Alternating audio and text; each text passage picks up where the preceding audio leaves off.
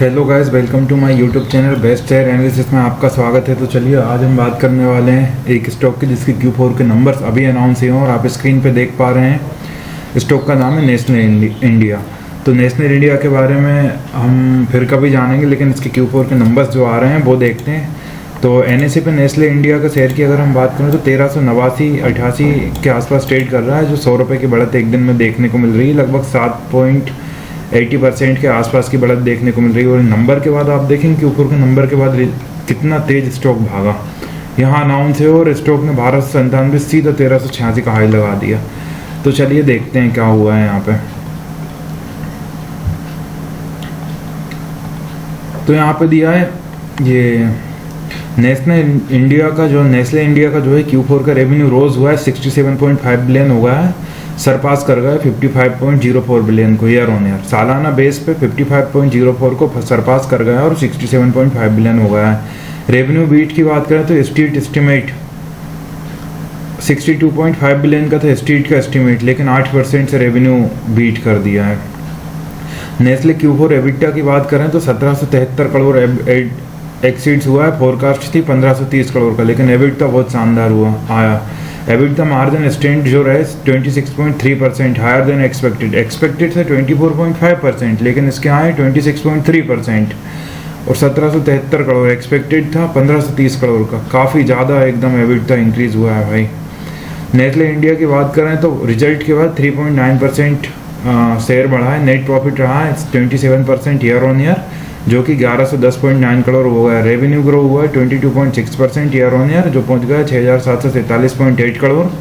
और domestic sales surge हुई है 23.4%, supported by strong volume growth. तो चलिए यहाँ देखते डिटेल में।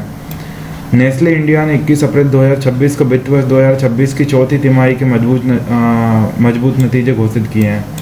कंपनी का शुद्ध लाभ पिछले वर्ष की तुलना में लगभग 26 से 27% बढ़कर, शुद्ध लाभ 26 से 27% बढ़कर 1114 करोड़ रुपए हो गया है।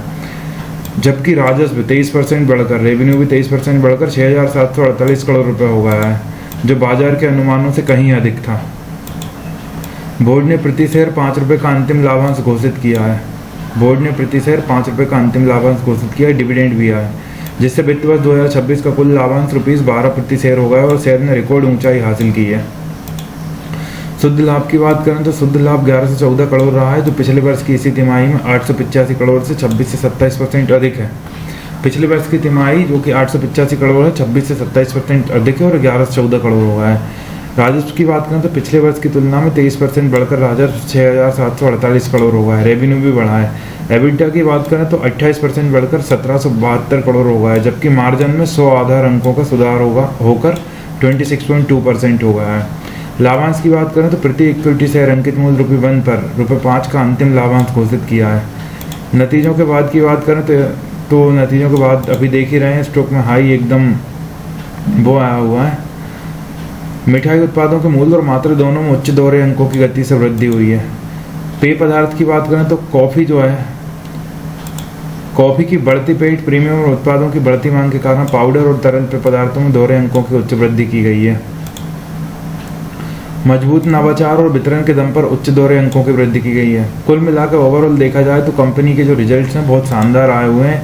नेट प्रॉफिट में इंक्रीज़ है, रेवेन्यू में इंक्रीज़ है, ओवरऑल मिला के Q4 के नंबर्स बहुत शानदार हैं। आप चाहें तो स्टॉक को अपनी वॉच लिस्ट में शामिल कर सकते हैं। बाकी मैं कोई सेबी रजिस्टर्ड एनालिस्ट बिल्कुल भी नहीं हूँ और ये बाय सेल रिकमेंडेशन बिल्कुल भी नहीं है। तो किसी भी फाइनेंशियल इंस्ट्रूमेंट में इन्वेस्ट करने से पहले अपने फाइनेंशियल एडवाइजर से सलाह जरूर दें। तो देखिए लगातार स्टॉक में बढ़त देखने को मिल रही है और इसी तरह स्टॉक रिलेटेड न्यूज़ जानने के लिए हमारे चैनल को लाइक शेयर सब्सक्राइब करना ना भूलें। Thank you.